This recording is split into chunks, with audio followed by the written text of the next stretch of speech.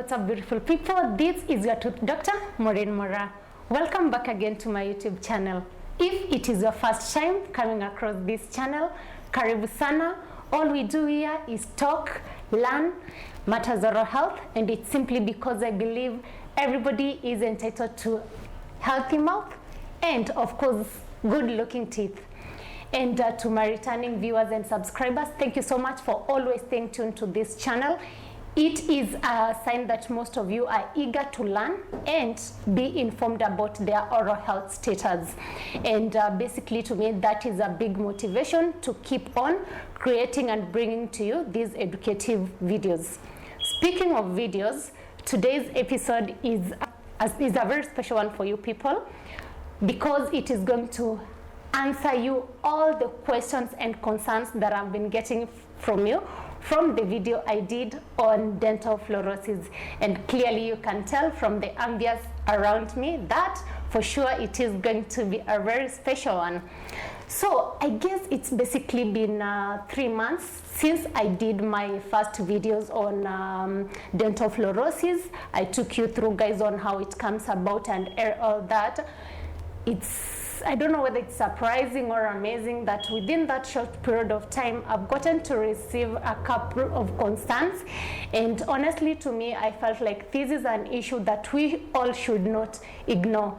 And that's why we've decided to make today's episode a special one. Because honestly, those people who are experiencing, or rather who are having the dental fluorosis condition, are suffering both psychologically, socially, and even academically. And those are some of the key things that I got to get from the few people that I did engage. And yes, so to help me today demystify this condition with me is one amazing guest, one Dr. PJ Muriuki, who is a dental surgeon here at Riverside Dental Suite, a very world-class, I think, just to say less, clinic in Westlands, Nairobi, Kenya.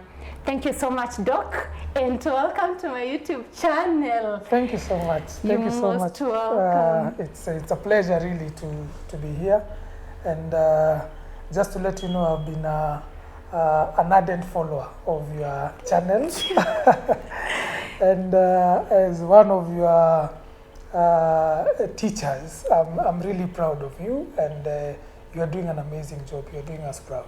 Thank you so much. So guys, if you haven't come across this name, Dr. PJ Muriuki, then I don't know what kind of social media you are in. I know most of you might have come across this name through Tuko News, whereby he was featured. He did a very incredible job by restoring Show's lost smile come into life.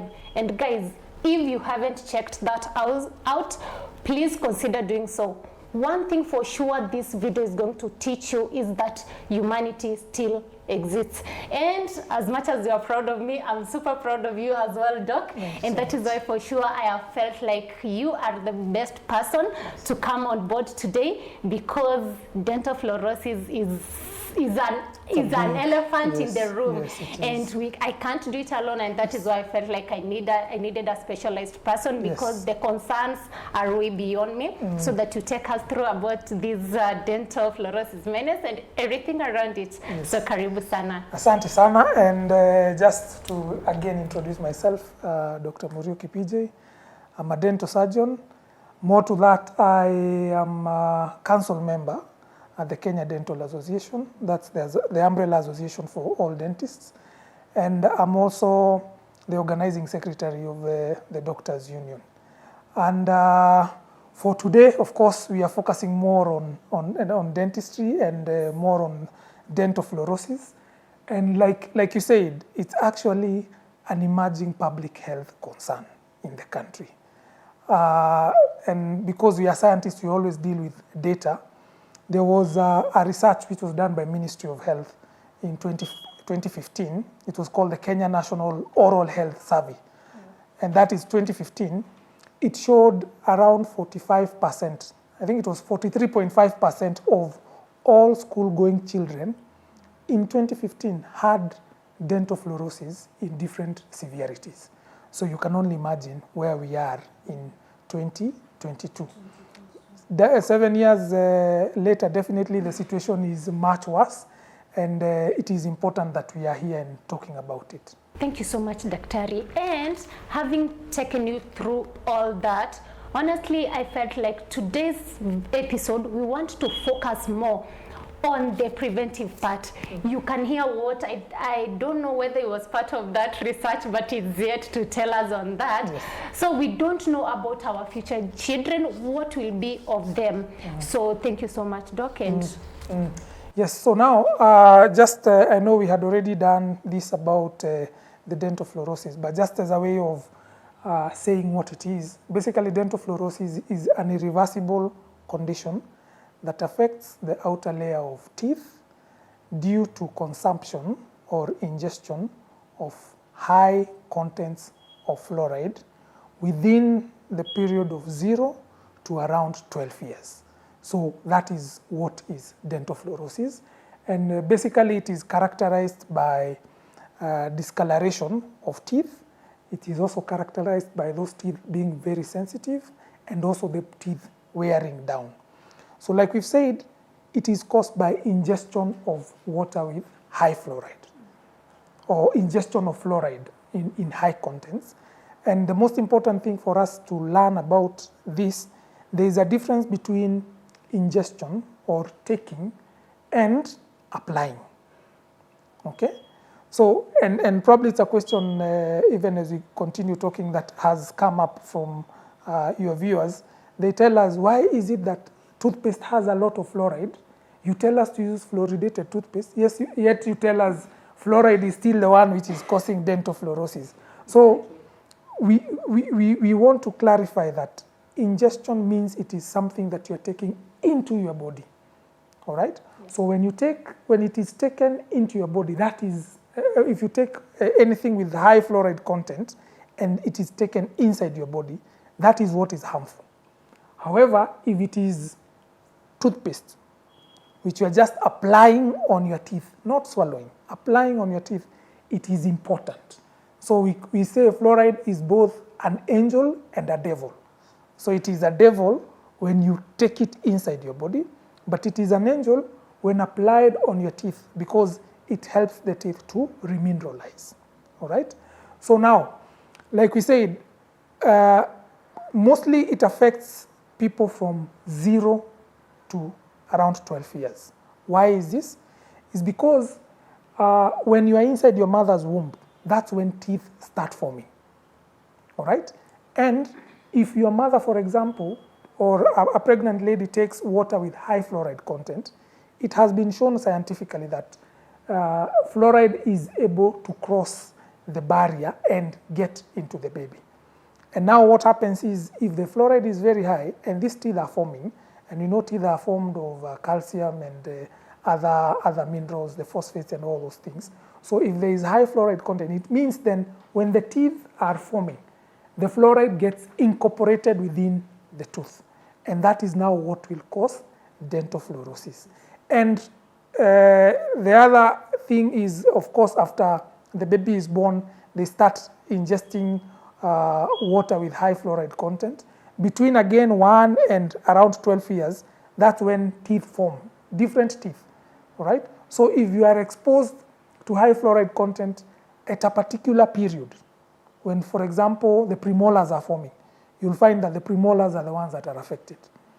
So within that period of 0 to 12 years, if you are exposed to high fluoride content, then that is when you get dental fluorosis. And the other thing is, why is it becoming a pandemic? Why is it becoming an emerging public health concern? We have tried to hypothesize why it is becoming so rampant. And from where we see it, it is because of the way people are developing and moving more into the outskirts of Nairobi and other big cities. So you find when Maureen starts doing well in life, they find a kaplot pahali and they start building a house. And unfortunately, most of those places don't have piped water. So what do? You start going down. And in our country, our soil has a lot of fluoride. So when now you dig a borehole, most of the time that borehole has a lot of fluoride. The water in that borehole has a lot of fluoride. And this is the water that now you will use for drinking, and another thing that people always confuse, cooking. So you'll find patients saying, oh, but we buy water for drinking, but we still have fluorosis. It is because also cooking. If you use, in fact, the water for cooking, Maureen, is worse. Because you see, for example, when you're cooking ugali, you boil the water. When you boil the water, what does that make? It makes the fluoride even more concentrated. Mm-hmm. It's the same way of if you boil the salty water. Mm-hmm. When it's cold, it's not as salty as when it is already boiled. So because the concentration of the salt is too much. Even the same thing with fluoride. So it gets very, very concentrated, and people now start getting dental fluorosis. So this development, the way we are developing and getting into the outskirts of Nairobi and other big cities, and we start digging borehole, that is what is making the condition to become very rampant. Now, I know the question that you wanted to ask me was more of how do we prevent this? And it is a question that we have been dealing with as dentists for a very long time, because most of the time a patient comes and you are just doing the curative treatment. Someone has brown teeth, you either do, depending on the severity and all those things. But now we are more into prevention, trying to make people aware of the condition, because some people didn't even know what they were suffering from and why. So doing like whatever you're doing and informing people is really helping. And when it comes to prevention, there are a few ways that we can be able to do. And during the last scientific conference by the Kenya Dental Association, there was a product that was launched there, and it was presented to us in the scientific conference. It is basically a solution for defluoridating the water. I know that is a big term, but defluoridation means basically removing the excess fluoride in that water.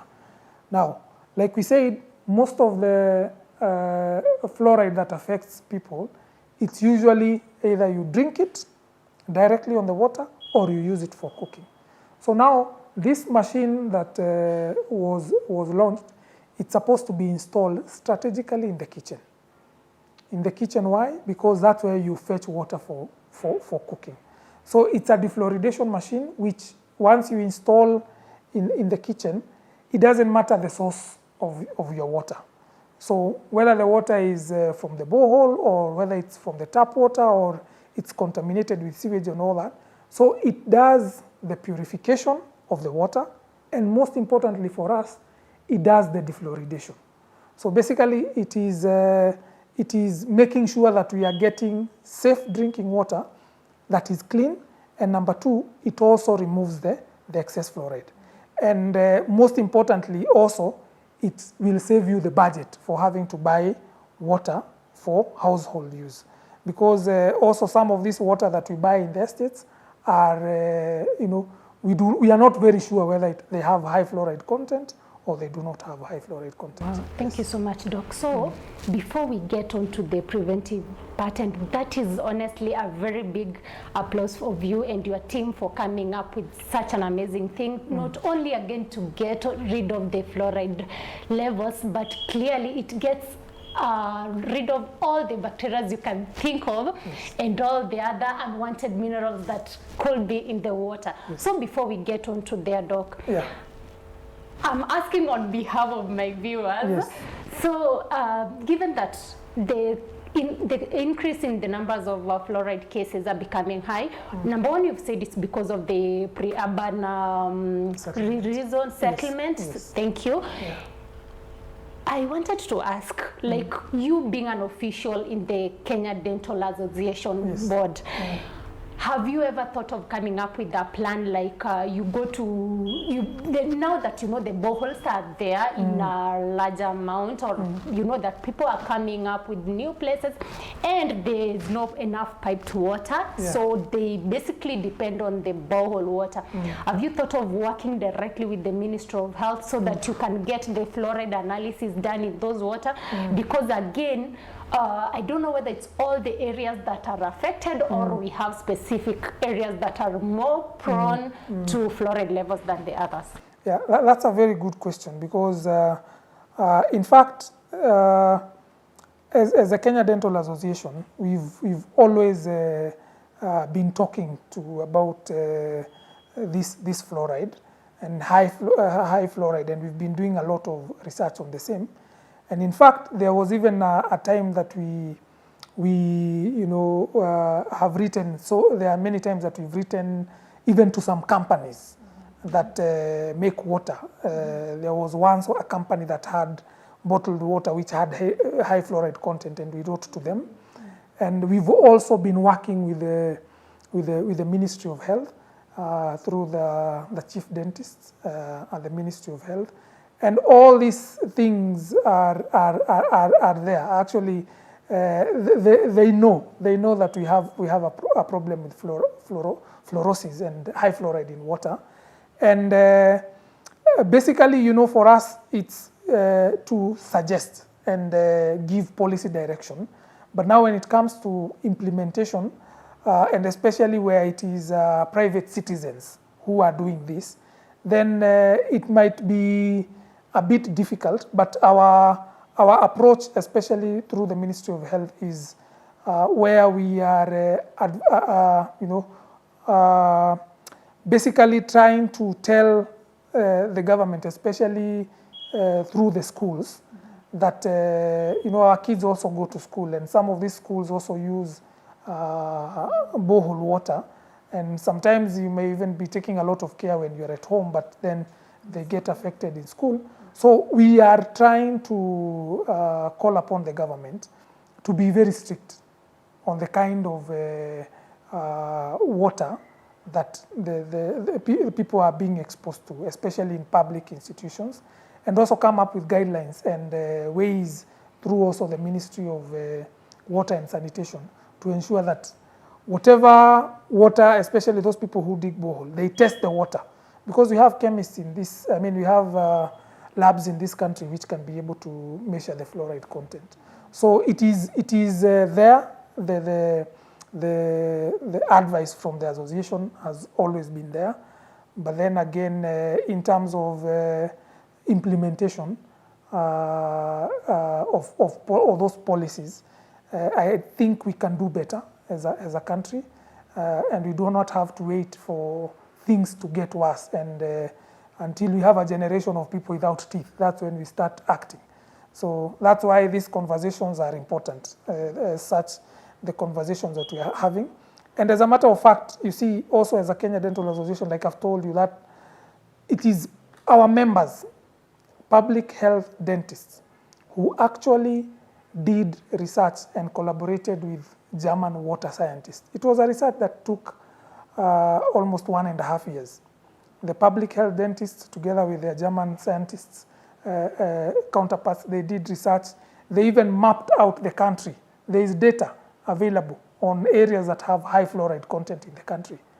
And it was very shocking because, the normal fluoride content, and it is good that we mentioned, and probably you must have mentioned in the previous episode, that the recommended fluoride level in water, according to the WHO, is supposed to be 0.5 milligrams per liter to 1. 0.5 to 1 milligrams per liter. That is a recommended level. As our colleagues were doing the research, it was very shocking that in some areas, we were having 2,700 milligrams per liter of fluoride. That is poison. And Maureen,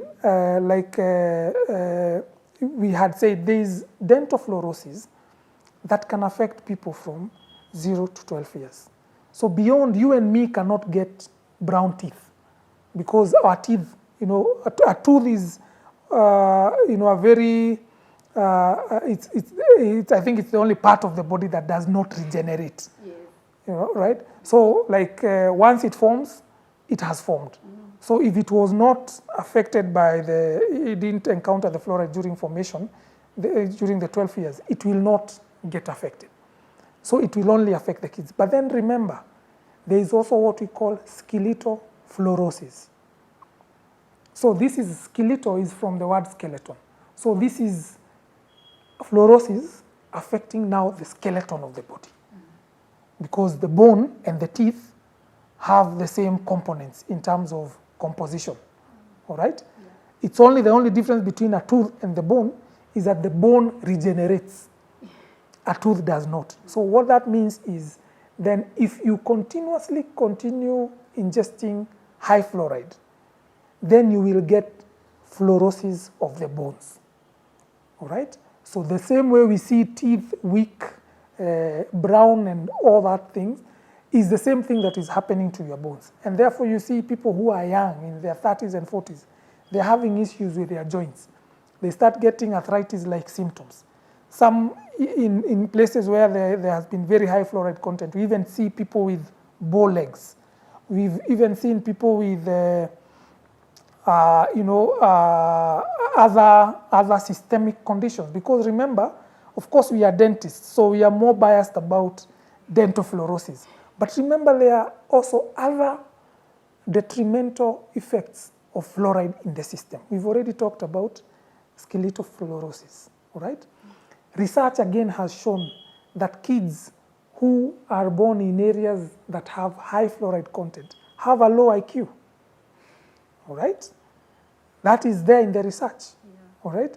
Because it affects the development, all right? Then it also shows that if you have a pregnant woman who's consuming water with high fluoride content, there is a very high chance of developing what we call, or getting what we call underweight children, premature, children, and low birth weight for those children, just because of fluoride. So there are so many other effects of fluoride in the system that are not just isolated to dental. Yes. Wow, that's a whole lot of information for you guys. And let's just get one thing straight. We have our officials from the Kenya Dental Association trying to fight for you guys, but you as an individual, the reason as to why we are here is the reason as to why we put this information out for you guys is so that you can be able to know where you stand. One thing for sure, even Daktari can agree with me. Once the damage has occurred, depending with the severity, it is irreversible. And it's so unfortunate that the cost of restoring such kind of that condition once it has occurred is on another level. I don't know whether, Doctor, you can take us through that, because you've been in the practice for quite some time now. Yes. Good. So now, like we said, in dental fluorosis, we look at three things. Number one, the exposure time, 0 to 12 years. Then number two, we look at the dosage. Dosage means how much of that fluoride are you ingesting? Because the effects of someone who's taking the 2,700 milligrams will be different from someone who's probably taking 5, okay? Then the other part that we look at, the third thing we look at is the duration. How long were you exposed to that fluoride? So now, depending on those three factors, we now get what we call classification of dental fluorosis. So it is classified according to the severity, all right? So we have very mild, moderate, and severe, okay? So in very mild cases, most patients are not even aware. So it means it's someone who was exposed to fluoride yenye si mingi. It's not a lot, just minimal amounts of fluoride, and probably for a short duration of time.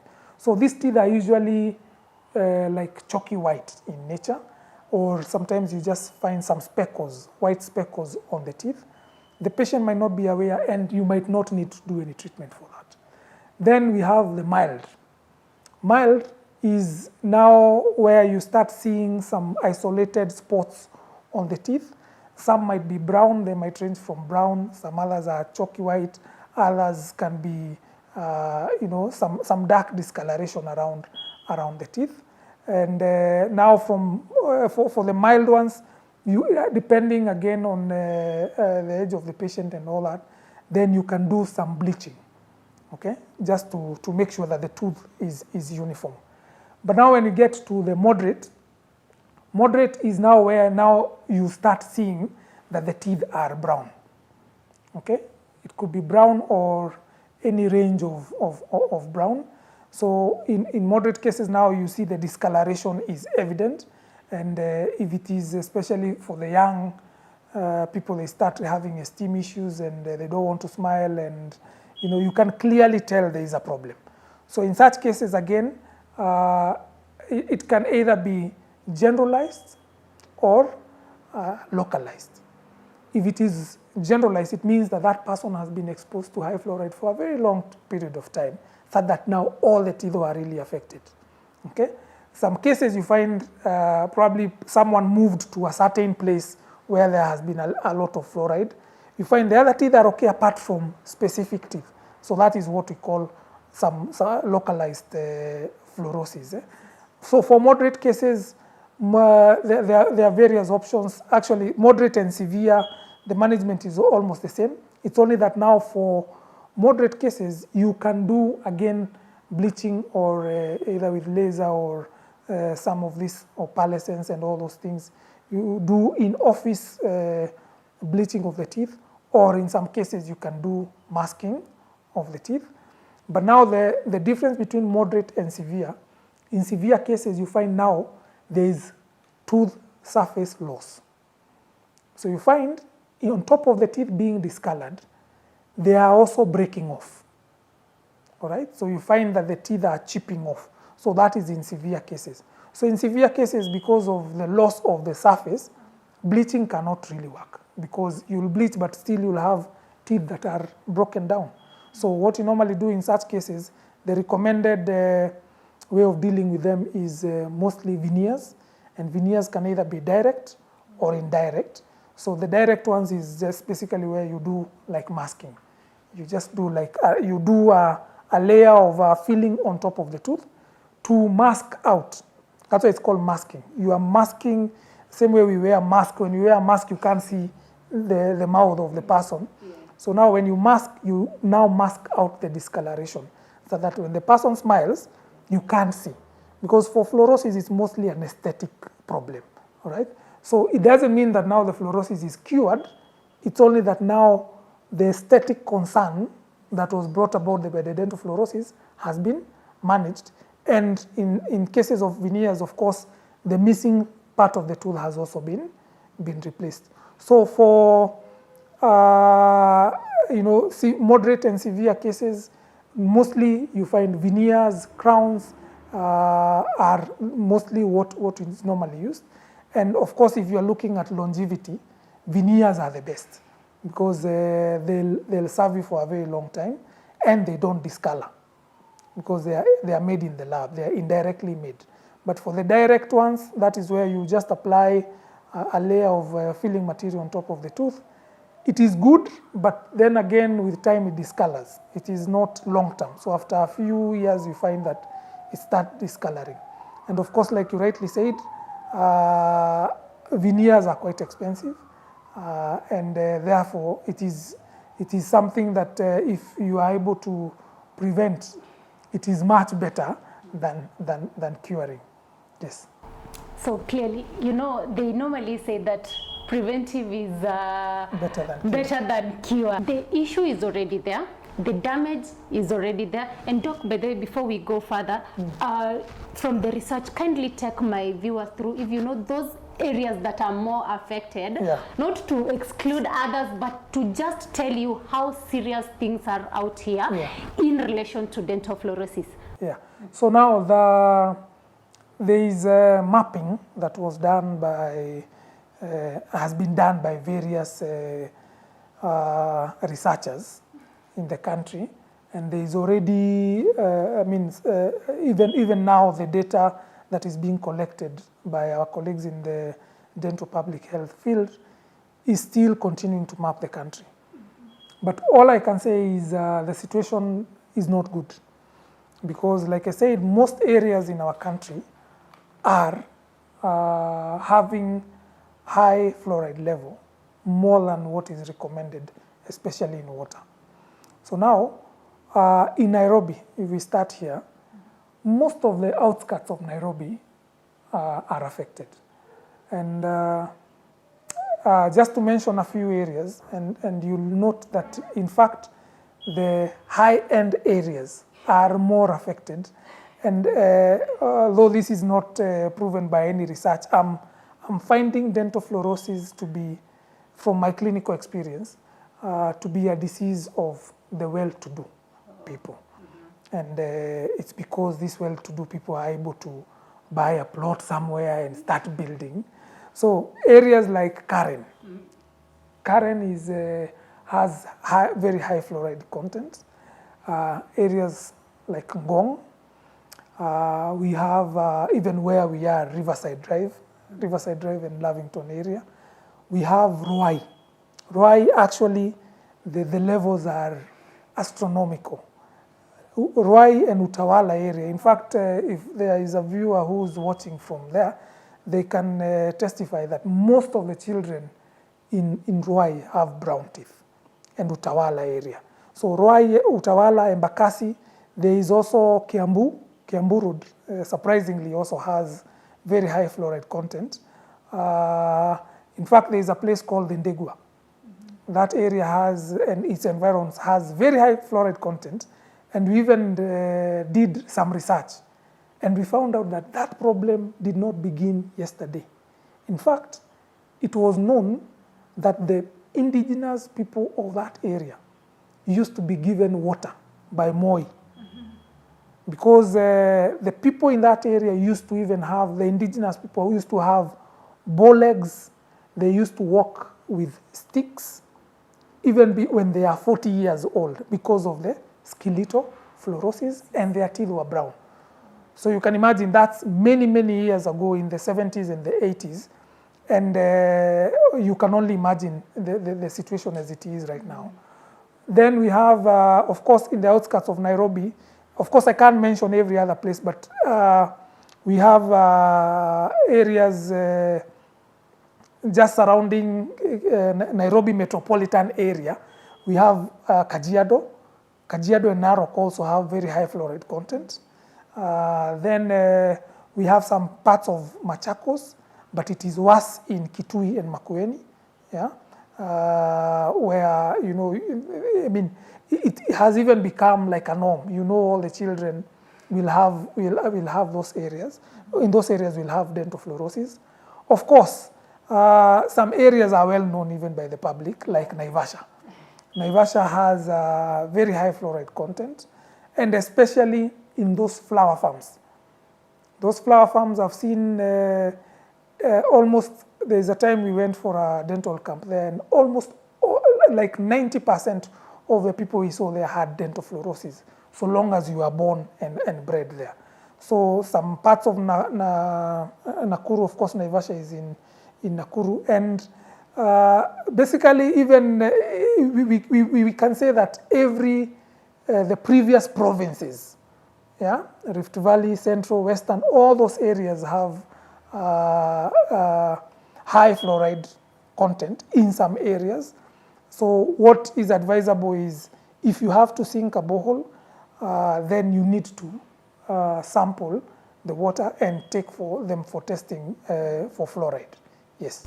Wow, that's amazing. So, Doc, if I may ask you again on still the same, my viewers could be wondering, and maybe I had mentioned earlier, but we are growing each and every day. And by the way, thank you so much for our 1.4K subscribers. Maybe there are some who were not there when I did, who have not checked out my previous video. Yes, there is digging of boreholes. I know most of them are probably wondering, where does this fluoride come from? Yes, I've dug a borehole. Yes. How does fluoride get into my water? Yeah. You know? Right. Good, that's a good question. So fluoride is a naturally existing element, and it is found in rocks. Okay, so it is found in rocks. So now what happens is, of course, as water flows in those rocks, it will dissolve the fluoride. All right. So therefore, it's just like adding salt to water. You add fresh water, and then it passes through a place that has, sodium chloride. It will definitely exit being, salty water. So fluoride is a naturally occurring element in the ground, and that is why we are saying mostly it is caused by water from underground. Because underground, of course, we have rocks, and those rocks, if they have high fluoride content, then definitely the water will also have high fluoride content. And it's not only, let's say, even those people who are building and digging borehole. Even most apartments nowadays, they are supplementing their waters with the borehole water. So sometimes you find they've dug a borehole water here and you have Kanjo water, assuming is in capital, assuming that this Kanjo water is treated and it doesn't have high fluoride content. But now they are mixing in the same tank. So what you'll have is still a diluted, form of water that has, if this one had like 100 parts per million, and this one didn't have, so when they mix, it's only that it will reduce probably to 50, but still it will have high fluoride. Yes. Well, so people, basically, if you don't know, fluorosis basically it entails weakening your tooth. And I said, teeth are beautiful, teeth are important. For sure, nobody doesn't want to survive without their teeth. Other than eating, they make us who we are. And that is now where the intensity of us bringing these videos to you and telling you how much of importance you can save your tooth is of a benefit to you. So without any further ado, Doc, you've said that, I think it is last year you guys had a KDA conference, and through that, some of your colleagues with the collaborations from people, they did come up with a preventive, measure to control. Has it been tried? Have you guys tried to use it? Apart from the people who came up with the preventive machine or whatever it is, have you guys tried and confirmed that you can confirm to my viewers today that it is really a savior to them? Because now, as much as we will make noise to the government that we need piped waters in our systems, you know our government. I'm not a politician, I don't want to get much into that, but I believe honestly as it stands right now, all we have is you as an individual, because that moment you will be walking into that clinic, and it's so funny. I don't know, have you seen patients who are covered with the insurance for management of dental fluorosis? Yeah, that's actually another problem we are having, and we've already, as the association, written to the IRA, because as you said, dental fluorosis is no longer just a cosmetic issue. Yeah. When you have dental fluorosis, your teeth are sensitive, your teeth have broken down. So on top of the looks, it also affects function. Yeah. Because if you have severe fluorosis, and I'm sure you show your viewers some pictures, those teeth cannot even eat. So now when someone comes to the clinic and the insurance tells you that is cosmetic, it is not cosmetic, because it is the same way someone can come to a clinic with a toothache because of a cavity. Okay? They are not able to eat. So when it is affecting function, you can no longer call it aesthetics. And it is high time we are trying to lobby even through NHIF to remove that exclusion, because it is a concern which is not only affecting the aesthetics of the person, but also the general well-being of that person. Because if you are not able to function, then why are you then saying it is a cosmetic issue? So it is true that most of the insurances don't cover for treatment of dental fluorosis, but it's something that we are lobbying as an association to make sure that that is sorted. Yes, basically all I wanted you guys to get is that, first of all, the management of fluorosis itself is quite on the extreme end, because even if, let's say, somebody somewhere will charge you 5,000, assuming all your teeth are affected, just do the math. So it is important, and I think it is important for me to have this conversation. And please now, Doc, we are, I don't know, could you be having the machine around here? Have you tested it? Whether do you have it? So that our viewers can know we are, as it stands right now. Yeah.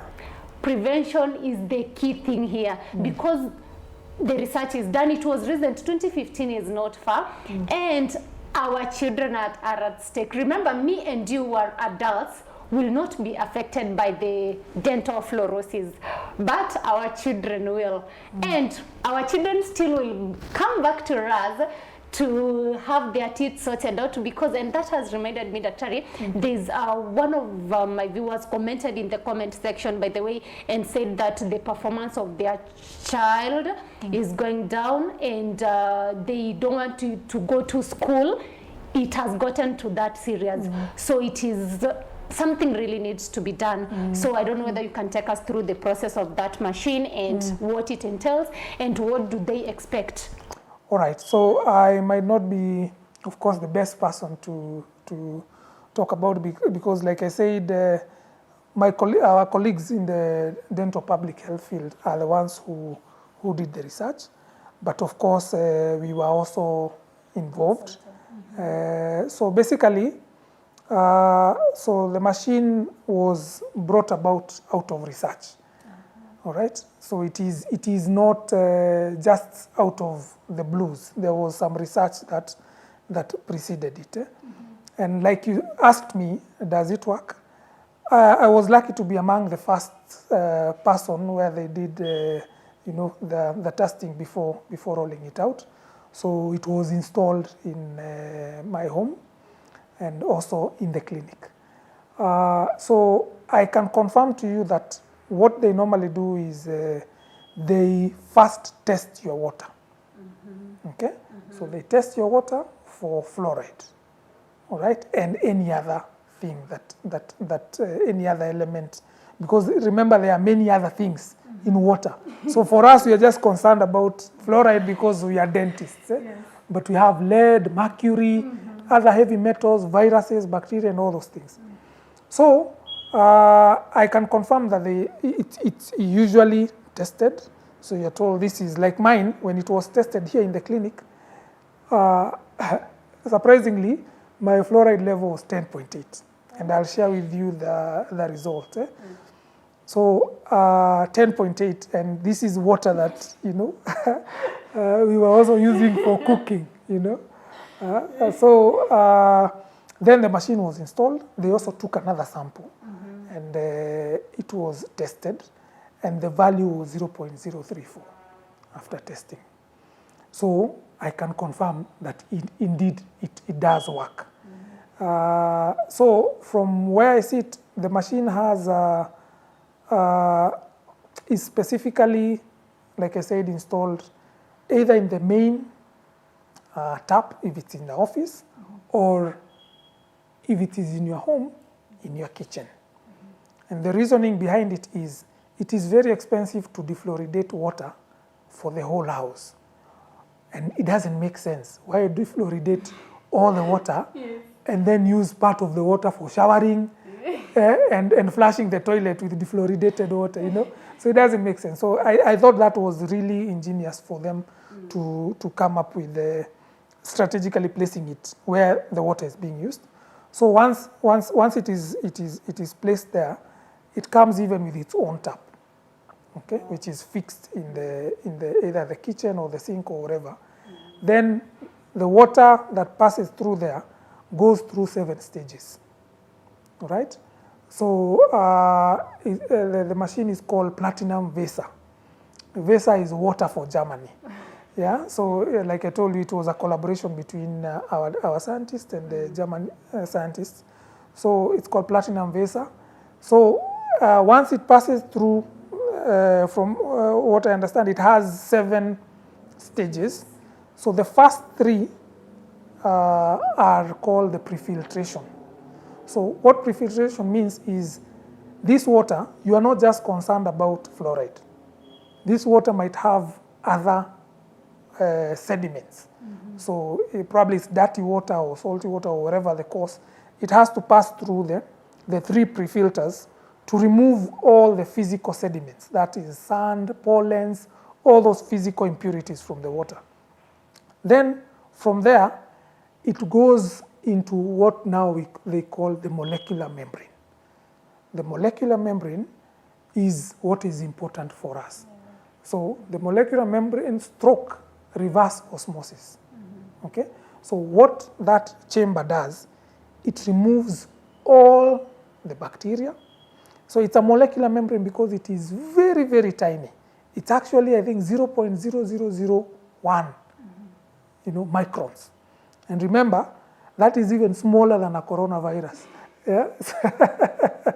So if you remember, most of the viruses are probably 5 or 0.05 microns or whatever. But this is 4 zeros and then 1. So it is very, very small. So what it does, it makes sure that it removes all the organic meaning bacteria, viruses, all those things, yeah? And inorganic. Inorganic means your heavy metals. So fluoride is one of them. So it removes the fluoride, the lead, mercury, name it. All those, even some carcinogenic material. So it is removed in that 4th stage. Then the 5th stage is where they have what we call a carbon post-filter. Most of the water that we normally have usually has a funny taste and odor, all right? A funny smell, and especially if it has algae and all those things. So it has a funny taste and odor. So the post-filtration, after the removal of now what is important for us, there is now that stage which removes the bad taste and the smell, all right? Then from there, then the other stage, what it does is, remember, the reverse osmosis of the molecular membrane has removed all the minerals, all the water, all right? I mean, not all the water, but all the minerals, all the fluoride, calcium, everything. So now that other stage, which is, I think, the 6th stage, what it does, it remineralizes the water. Because water is not just H2O. You want waters with some important minerals. So your calcium, your magnesium, and all the other important minerals. So that stage is where now this water, since it was removed everything, now it passes and gets remineralized with minerals that are important for your body, all right? So some cases I've seen others have 7 stage, which is usually just for those people who are keen on healthy living. So it does some infrared rays which activates the water to have some health benefits for those people who are keen on healthy living.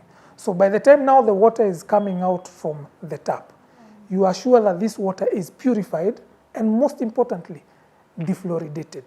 And another question that most likely your viewers will ask you, what is the difference between that machine and the other purifiers? Because you are sure there are so many purifiers in the market.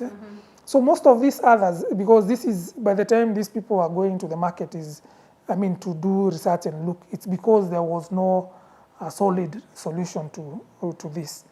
What we have mostly sold in the supermarkets and all those are just water filters. They're just water filters. So what they do, they remove only the physical impurities. All right? So if you had dirty water here, you'll have clean water here.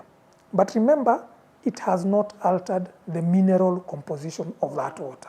So if you have dirty water here, dirty water with high fluoride content, here you'll have clean water, but still with high fluoride content.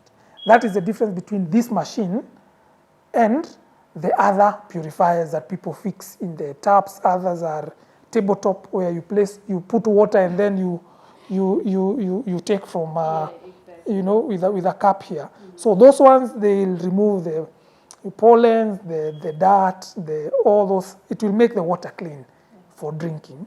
But if that water had high fluoride content, it will still have high fluoride content. So that is the difference between that and again, what is very important for me is the fact that it is based on science. Wow. We are scientists. So there is research that has gone to it, number one. Number two, there is actually evidence. So they don't just install and tell you by faith, it may work, you know.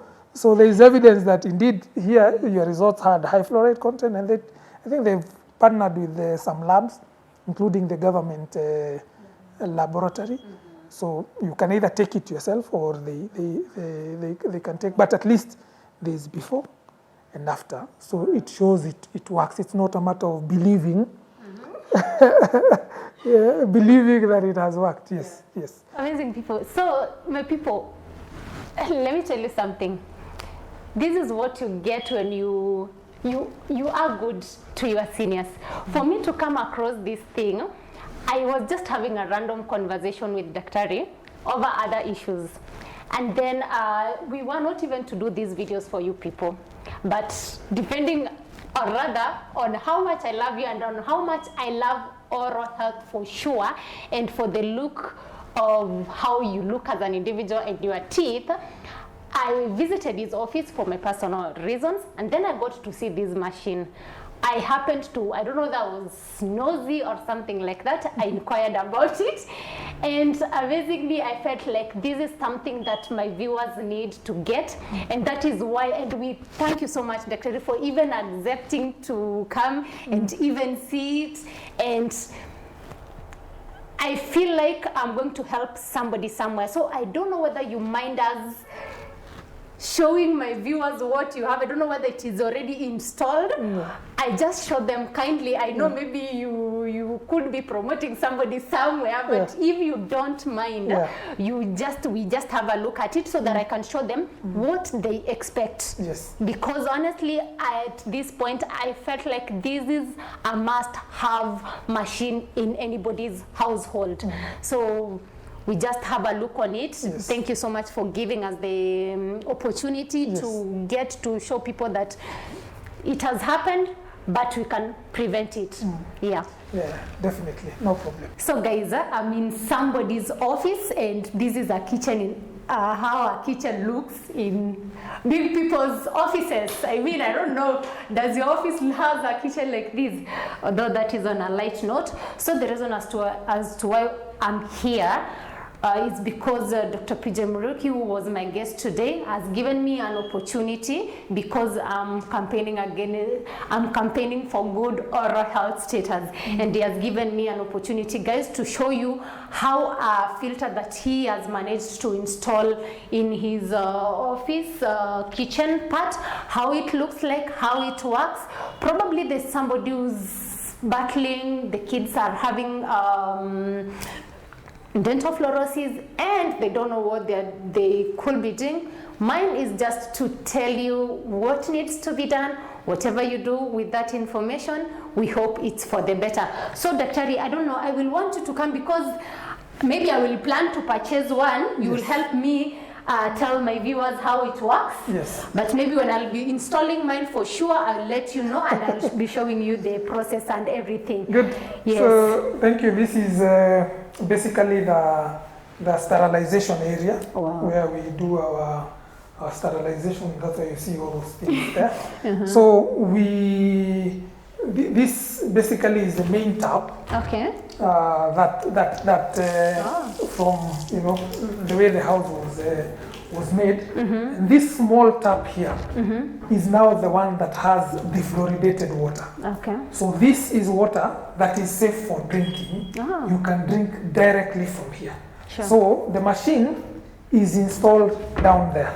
Oh, I don't know whether you people can be able to see, but here it is. Yes. So this is installed. So as you can see, if you count those the three ones, those are the pre-filters. So they filter the dirt out, and then the three up there, Yeah, those are the ones that now I that do don't the know whether my camera defluoridation. is doing you justice because Yes, so they are the ones that do the defluoridation.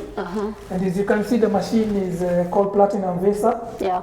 And the people who, my colleagues, that other sticker, the one that is written, Made in yes, made in UU is basically, it's from Germany, it's a German machine. Then there is that small tank over there. yeah. This is a reservoir tank. So once the water is defluoridated and purified, it goes into that tank, and that tank has a capacity of about 15 liters. Oh. Right? So why is that important? It's because before the water goes to the tap, that one is already filled. So that even if water disappears, like you have water shortage, you still have a reservoir where you can be able to drink your safe drinking water. Then it comes with a booster. That's why you see there is a socket over there. So it comes with a small booster, so that now, in case your water doesn't have enough pressure, it is able to boost there. So those pipes, again, they are bacteriostatic. If you look at the pipes, the way they look, those grayish pipes, they are bacteriostatic, meaning that they can't allow bacteria to grow. So that water is really safe and clean for drinking. So from there now it goes all the way now to that small tap. As you can see, it is tapped from the main tap of the house. And so now when the water comes over here, you are able now to either fetch it for your consumption if you're in the kitchen and you want to cook, or you can fetch it directly for drinking. Yeah, fetch it directly for drinking. You can also, it comes also with a pipe. So if you have a water dispenser, you can fetch the water directly from here and put in the dispenser. So you just need that bottle and you take it. And if you realize the water tastes very nice. It has a very nice taste. I don't know, taste to camera. It has a very nice taste. Yes. Now, if you tested that one, actually, because this is an old house, the piping was those metallic ones. So some of them had rusted. So if you test that water, it has a rusty feel. But now the water, since it has passed through the machine here, it has a spring-like taste. Exactly, that's the word. And what is good for me is, looking at the whole perspective, on top of course, making sure that the water that we are taking, I told you, the water that is there has fluoride level of around 10.8. This one is 0.0, I think 3. I'll share with you the results. And this is something that, I'm happy because I'm also not incurring costs in terms of buying water. Wow. So for such a big practice as this one, we were using around 12,000 per month with water for the dispenser and all the other things. But nowadays I don't have to. I don't have to buy. So it's on top of at least making sure that I have good, safe, defluoridated water. It also saves you on money, because then you don't need to buy water anymore in the house. Can I have some more? Please. It's so nice, guys. I don't know. Aki, I don't know. So, first of all, honestly, I don't know whether you've ever drank water from the spring. That can taste and that can niceness, like you feel you are taking water. It's so nice. I don't know whether I'll be taking this water. But on a serious note, guys, I honestly feel like, yes, as much as we are asking ourselves, taking our children to the dentist for the dental treatments, we can prevent this thing if we all, if you need be, not even if need be. I've already said this. I feel like it is a must-have gadget in your household for sure. So other than controlling the dental fluorosis, which is our topic for today, and sorry that we have diverted it to this because it really caught my interest. It is taking care of so many things that you don't need to buy the drinking water. So on the other side also, guys, look at it this way. If you have it installed here, first of all, you are drinking clean and sweet water. Number two, your kids are not going to be suffering from the dental fluorosis. Number 3, you are going to save a lot of money, which you can translate, get this stuff. I mean, guys, so I want to wrap it up at this time, but I'm planning to talk to Dr. so that we can get the guys behind it if possible, or we can go and get one of the guys who are who came up with the machine, so that they can take us through how it works. And I'm committing myself that I will do that for you, and for sure I will also want to be having this water every day. I will purpose to have one installed in my household, and I will let you know all that. So I want to wrap up this video at this moment, and thank you so much, Dr. Muriuki, for coming to my channel and even for sparing your time to do this video with me.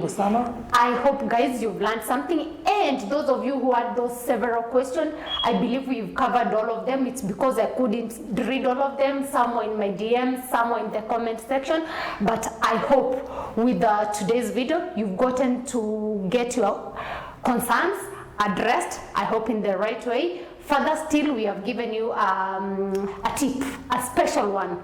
So in case of anything about this, I will go and look for, I'll ask Dr. to give me more information about the machine. In case of anything, let me know down in the comment section, and you can DM me. If anything, I will be ready to address that. Until next time, have a good one.